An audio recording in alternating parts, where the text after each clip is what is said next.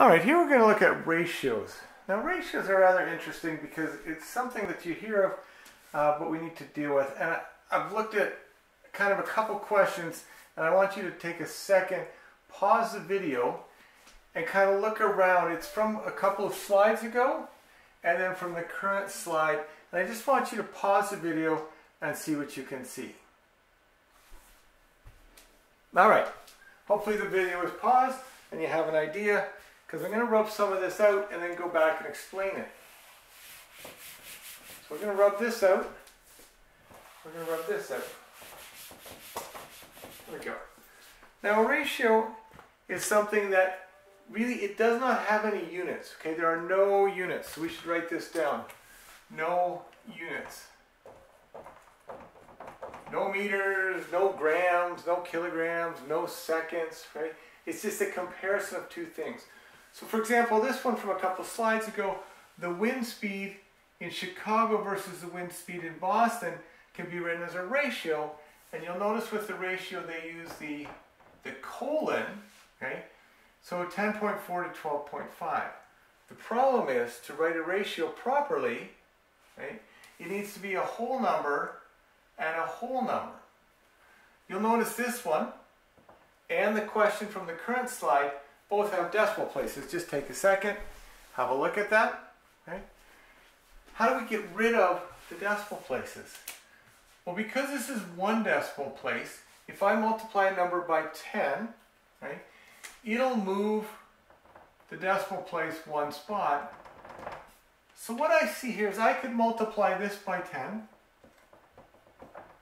and this by 10. Okay. Whatever you do to one side, you have to do to the other side. And as long as you do it the same on both sides, you have what's called an equivalent ratio. Now, I could also write this as a fraction. I could write it as a fraction, okay? And you say, well, I don't like fractions, right? I'd rather write it like this. That's fine, but as we go on, it's far more useful as a fraction.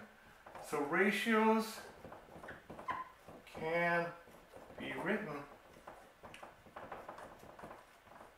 as fractions. Not only can be, it's actually a very good idea. Okay? The other thing is we could reduce this. In this case, there's not a number that I don't believe will go into 104 and 125. So that one's done. So we could write it this way or this way. Okay? So let's go over to the other side here and look at the question from this slide that we're on, which is the oxy versus the oxy HCl. And it said the ratio was 1.35 for every 1.5. Okay? Now, we do know that this cannot be like this, so we have to move the decimal place two places in this case, which would require us to multiply by 100. Okay, multiplying by 10 moves it one decimal place, multiplying by 100 moves it two. So if I multiply by 100, I get 135. I have to multiply the other side by 100, even though there's only one decimal place, and I get 150. Right? Now, that can be reduced, but first of all, let's look at it as a fraction. 135 over 150. We could write it as a fraction, and then it's more likely we say, well, hold on, 5 goes into both.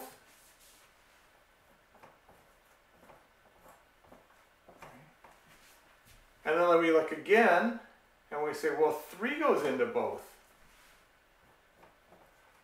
So I can divide by 3, and we end up with this 9 over 10, right? In fact, if we would have seen it, we could divide both the numerator and denominator by 15 at the beginning, but that's harder to see. So we can write this, or we can write it this way. Okay? But either way, a ratio is just a comparison of two items.